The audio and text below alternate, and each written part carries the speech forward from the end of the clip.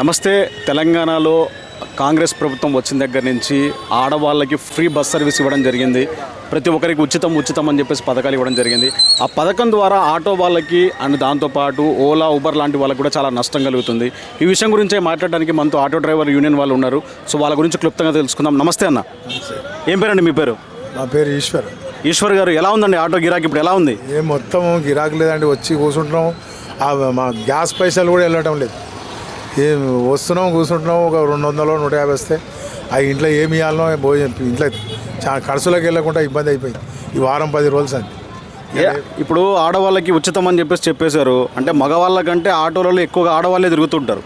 ఈ షాపింగ్లని ఆ బయట అని చెప్పి ఇదని చెప్పేసి ఎక్కువగా వెళ్ళడానికి. సో ఇప్పుడు వాళ్ళకి ఫ్రీ అని చెప్పి ఇచ్చిన తర్వాత ప్రతి ఒక్కరు కూరగాయలు కొనుక్కోవడానికి కూడా ఆ బస్సులో వెళ్ళే పరిస్థితి వచ్చేసింది. సో ఇప్పుడు మీకు ఎలా అనిపిస్తుంది అంటే ఈ సందర్భంగా దీని గురించి మాట్లాడాలంటే? ఎక్కేది మా ఆటోలల్లో ఎక్కువ లేడీస్ ఎక్కేది.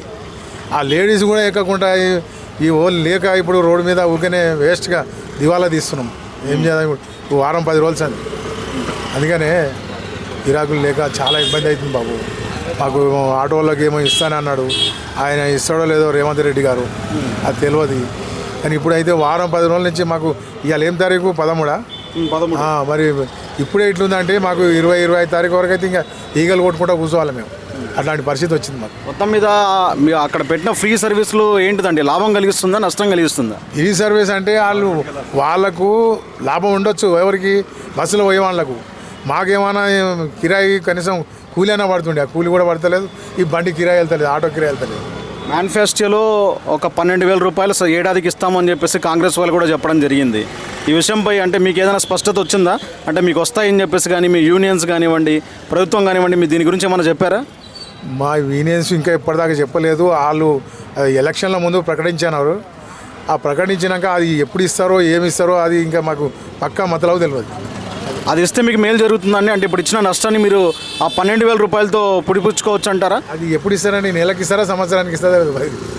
అది ఏడాదికి అని చెప్పేసి ఇచ్చారు మేనిఫెస్టోలో. సంవత్సరానికంటే ఏదో దానికి కొద్దిగా ఏమిటికైనా ఇంట్లో బియ్యమో పులు పప్పులు తెచ్చుకోనికి ఏమన్నా అప్పుడప్పుడు అక్కడ వస్తుండొచ్చు కావాలి.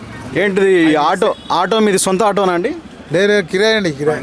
అదే ఫైనాన్స్ విషయం, ఈ విషయం గురించి కూడా మాట్లాడాలి. ఎందుకంటే ప్రతి ఒక్కరికి ఫైనాన్స్ కట్టాలంటే డబ్బు కావాలి అంటే గిరాకీ రావాలంటే జనాలు ఉండాలి.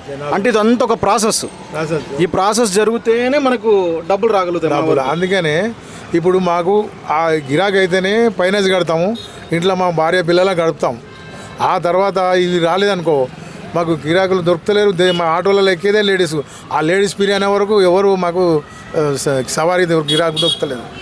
మొత్తం మీద ఏమంటారండి? అంటే ఇప్పుడు ఈ పెట్టిన పథకం అనేది పూర్తిగా మీకు నష్టం చేస్తుందా లేకుంటే మేలు చేస్తుందా? ఈ పథకం అనేది మొత్తానికి ఎలా ఉంది అని చెప్పుకోవచ్చు తెలంగాణలో? మన ఆటో డ్రైవర్కి మాత్రం ఇప్పటికైతే ఎమ్మడే దాని ఫలితం చూపిస్తుంది. మాకు ఏం గిరాకీ దొరకడం లేదు.